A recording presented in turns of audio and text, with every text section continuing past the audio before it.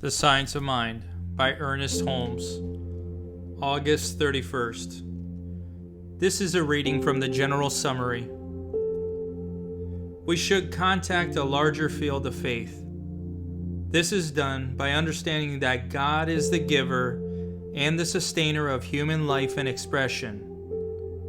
God is all there is. He is the substance and the supply. We must learn to accept this. If it is God's pleasure to give us the kingdom, then it should be our privilege to accept the gift.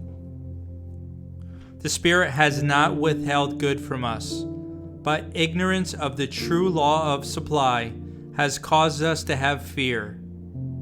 They could not enter in because of their unbelief and because they limited the Holy One of Israel. We should endeavor to stop limiting God.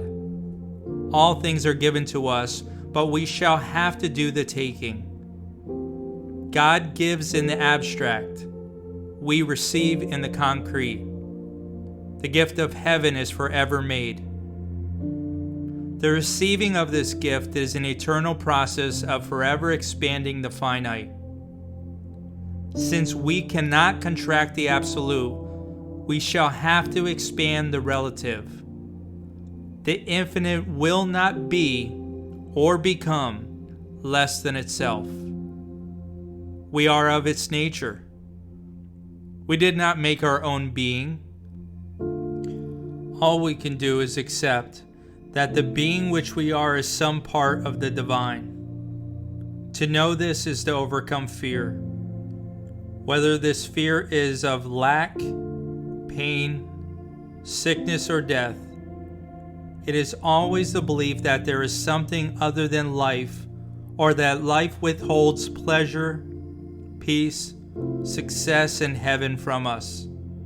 Love alone cannot overcome fear because love surrenders itself to the object of its adoration. The soul must make a complete surrender of itself to the Spirit. That is, the law must come under subjection of the Spirit.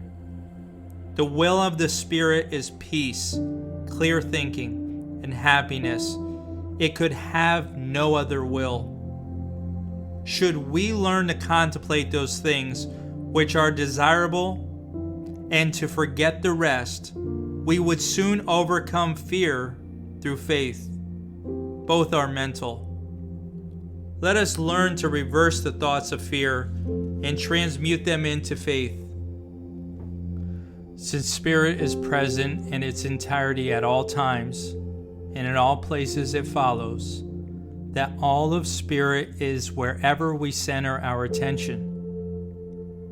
And since Spirit is both receptivity and creative responsiveness, it follows that wherever we center our attention, its image must concentrate substance into the form of such attention. This is fundamental to our concept of mental and spiritual treatment.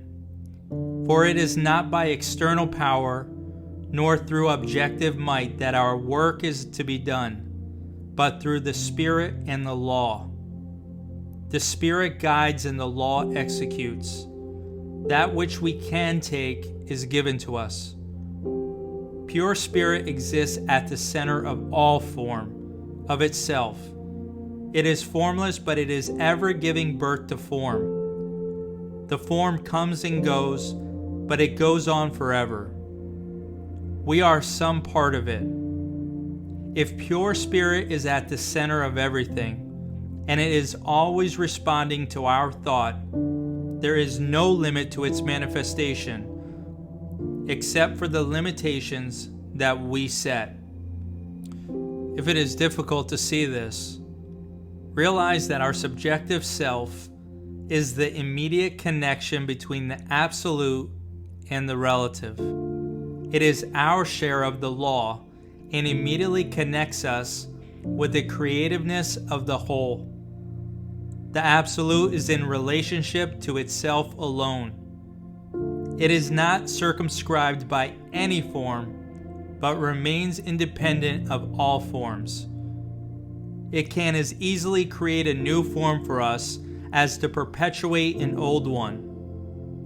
Mind is the realm of causes. Conditions are in the realm of effects.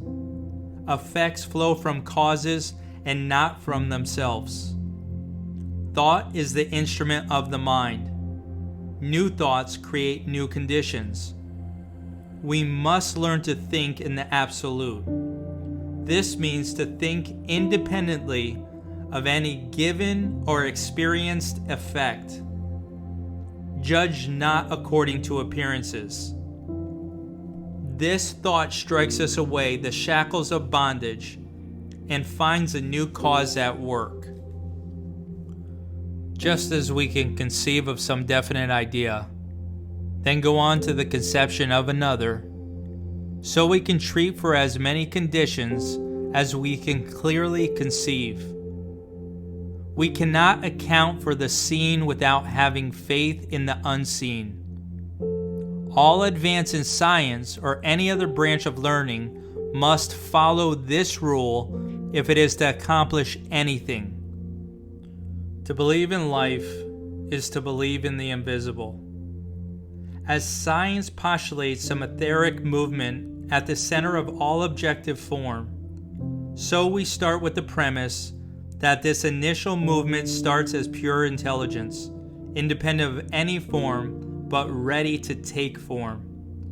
All form is temporary, even though it lasts for countless millions of years. That is, any given form comes and goes in a process of time, for any given time is temporary. We have arrived at this conclusion that spirit or the mind of God is all causation. The spirit or the mind is also an effect. Cause and effect are but two ends of one unity. The physical end is visible, the spiritual invisible, but may be inwardly perceived and outwardly experienced.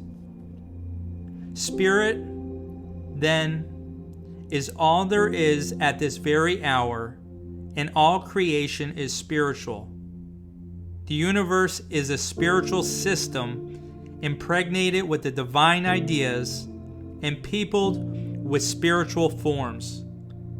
The ideas of God are perfect laws on their way to producing complete and perfect effects.